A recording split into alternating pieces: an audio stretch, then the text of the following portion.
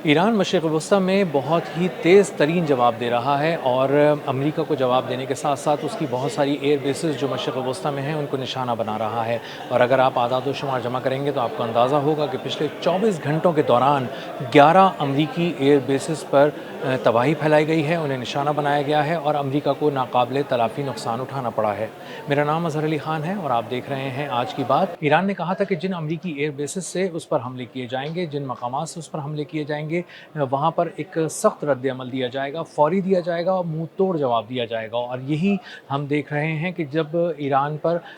पूरी रात बमबारी की जाती है मुख्तलिफ़ एयर बेसेस से, मुख्तलिफ़ मकामात से जहाँ पर अमेरिका ने अपने कदम जमाए हुए हैं, तो वहाँ पर ईरान दिन के वक्त एक बहुत बड़े हमले लॉन्च करता है, ड्रोन अटैक्स करता है, बैलिस्टिक मिसाइल के अटैक्स करता है और बहुत तेज़ तरीन और नए किस्म के मिसाइल उसमें इस्तेमाल कर रहा है, जिससे बड़े पैमाने पर अमरीकी एयर बेसेस पर तबाही फैल रही है। और इसीलिए हमने देखा कि कुवैत, बहरीन और उर्दून की एयर बेसेस पर जहाँ पे अमरीकी मफादात हैं, वहाँ गैर मामूली नुकसान पहुँचाया गया है, बड़े पैमाने पर तबाही फैलाई गई है। सबसे पहले ज़िक्र कर लेते हैं कुवैत का, जहाँ पे अमरीकी एयर बेसेस पे जो हमले किए गए हैं, उसमें communication system, radar system, MQ-9 reaper drones के जो हैंगर्स हैं उनको निशाना बनाया गया है और वहाँ बड़े पैमाने पर तबाही फैलाई गई है। अभी तक बहुत सारी तबाही के बारे में दावा ईरान की जानिब से जो किया गया है, अमेरिका ने उसको अभी तक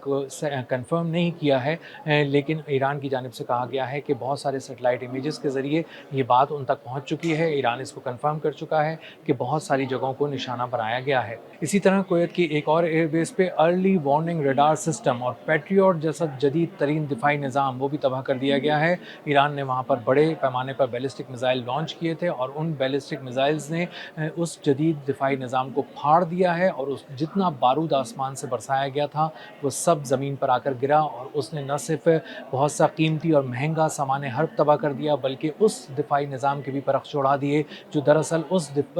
सामान हर्ब को बचाने के लिए वहाँ पे खुसूसी तौर पर लगाया गया था। इसी तरह एक और मकाम पर हेलीकॉप्टर्स की पार्किंग को तबाह करने का दावा किया गया, लेकिन उस एयरबेस पर अभी कितने बड़े पैमाने पर तबाही फैली इसकी तफसीलात अभी आना बाकी हैं, अभी इसकी तफसीलात जारी नहीं की गई हैं, लेकिन ईरान का दावा है कि वहाँ पर बड़े पैमाने पर तबाही फैलाई गई है। इसी तरह उर्दून की एयर बेसिस पर भी बहुत बड़े पैमाने पर हमले किए गए हैं और उसमें ईरान की जानिब से दावा किया गया है कि एक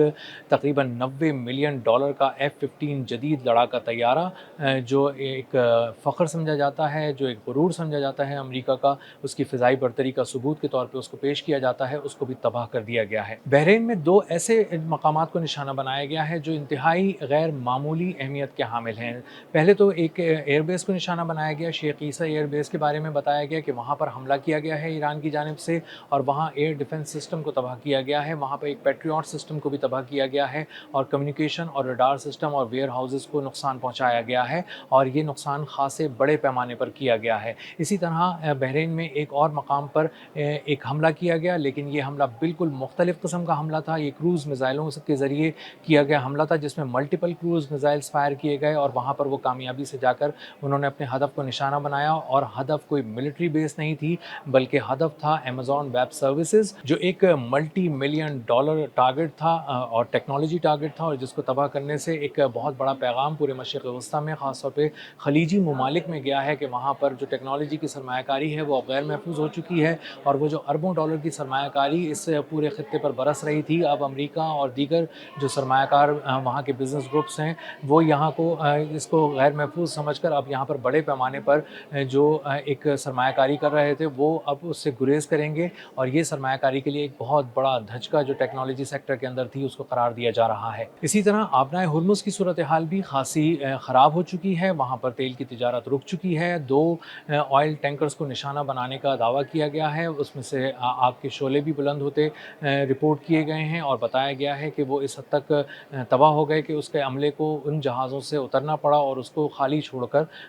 महफूज मकाम की तरफ जाना पड़ा और जो ट्रैफ़िक अब ईरान के साथ बात करके वहाँ से गुजर रहा था, ईरान ने उसको भी रोक दिया है। आबनाए हुर्मुज़ पे जो आमद रफ्त थी जहाज़ों की वो मुकम्मल तौर पर बंद हो चुकी है। अब ईरान अपनी कोऑर्डिनेशन में भी जहाज़ों को नहीं गुजारने दे रहा वहाँ से और इसके साथ साथ जो अमेरिका के की सुपरविजन में जो जहाज़ वहाँ से गुजर रहे थे अब उनको भी इजाज़त नहीं दी जा रही कि वो वहाँ से गुजर सकें और इस तरह इस पूरी سمندری جو تجارتی راہداری ہے، جو آبی گزرگاہ ہے، اس میں تجارت مکمل طور پر رک چکی ہے۔ تو ایران اس وقت آبنائے ہرمز سے لے کے کویت، بحرین اور اردن تک بڑے پیمانے پر جواب دے رہا ہے، منہ توڑ جواب دے رہا ہے، تیز اور مؤثر جواب دے رہا ہے، اور امریکہ کو ناخن چنے چبوا رہا ہے۔ اور اگر آپ اس کی ڈیٹیلز میں جائیں گے تو آپ کو پتہ چلے گا کہ تقریباً 5 ایئر بیسز ایسی تھیں جن میں کویت میں صرف حملہ کیا گیا، 4 ایئر بیسز ایسی ہیں جہاں بحرین میں جن کو نشانہ بنایا گیا، اور اردن میں 2 ایئر بیسز کو امریکہ کی نشانہ بنایا گیا اور وہاں پر بڑے پیمانے پر تباہی پھیلائی گئی۔ جو امریکی حکام ہیں وہ ایران کے حملوں سے بہت زیادہ پریشان اس لیے بھی ہیں کہ ان کا کوئی دفاعی نظام اس کو نہ صرف دیکھ نہیں پا رہا بلکہ پڑھ بھی نہیں پا رہا اور بتا بھی نہیں پا رہا، اور اسی لیے پوری جو دفاعی تہیں بچھائی گئی تھیں، کم از کم 3 ڈیفنس لیئرز ان کے پرخچے اڑ چکے ہیں، ان میں میزائلز پینیٹریٹ کر رہے ہیں، اور نئے طرز کے جو حملے ایران کر رہا ہے اس نے امریکی فوجیوں کو پریشان کر دیا ہے، اور امریکی فوج اس بات کو ماننے پر مجبور ہو گئی ہے کہ ایران جو اب بیلسٹک میزائل کے حملے کر رہا ہے یہ بالکل نئی نوعیت کے حملے ہیں۔ اس سے پہلے جس ایران کو امریکہ جانتا تھا، اس ایران کے بیلسٹک میزائل بالکل سیدھے سیدھے آتے تھے اور اپنے ہدف کو نشانہ بناتے تھے، اور ان کی ٹریجیکٹری سیدھی ہونے کی وجہ سے کئی ایسے میزائل تھے جن کو انٹرسیپٹ بھی کر لیا جاتا تھا، تباہ کر دیا جاتا تھا، اور ہدف سے پہلے ہی انہیں روک لیا جاتا تھا۔ لیکن یہ جو نئے طرز کے حملے ایران کر رہا ہے اس میں بیلسٹک میزائل اپنی ٹریجیکٹری پوری کرنے سے پہلے فائنل سٹیجز میں منور کرنا شروع کر دیتا ہے، گھومنا شروع کر دیتا ہے اور اپنی رفتار بھی بڑھا لیتا ہے، جس کی وجہ سے نہ صرف ریڈارز اس کو پڑھ نہیں پاتے، دیکھ نہیں پاتے اور جج نہیں کر پاتے،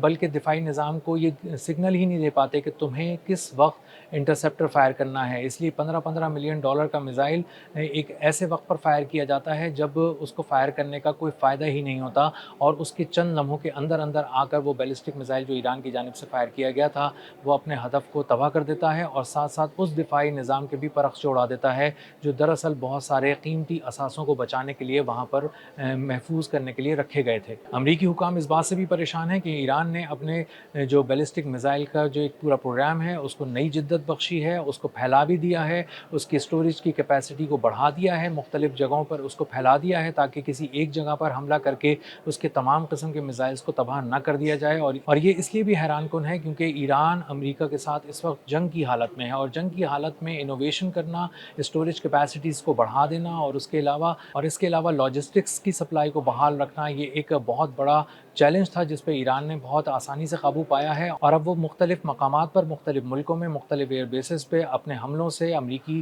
فوج کو، امریکی حکام کو حیران کر رہا ہے۔ تو مجموعی طور پہ یہ بات سامنے آتی ہے کہ رات بھر امریکہ حملے کرتا ہے اور اس کے بعد دن بھر ایران امریکہ کے مختلف مفادات پہ، مختلف ایئر بیسز پر قیامت ڈھاتا ہے، اور اگر یہی صورتحال رہی تو آنے والے دنوں میں امریکہ کے لیے اس کی تمام ایئر بیسز جو مشرق وسطیٰ میں ہیں اس حد تک غیر محفوظ ہو جائیں گی کہ وہاں سے ایک میزائل فائر کرنا بھی امریکہ کے لیے محال ہو جائے گا، اور اس کو اپنے قیمتی ترین اثاثے ہنگامی طور پر کسی اور ملک بھجوانا پڑیں گے۔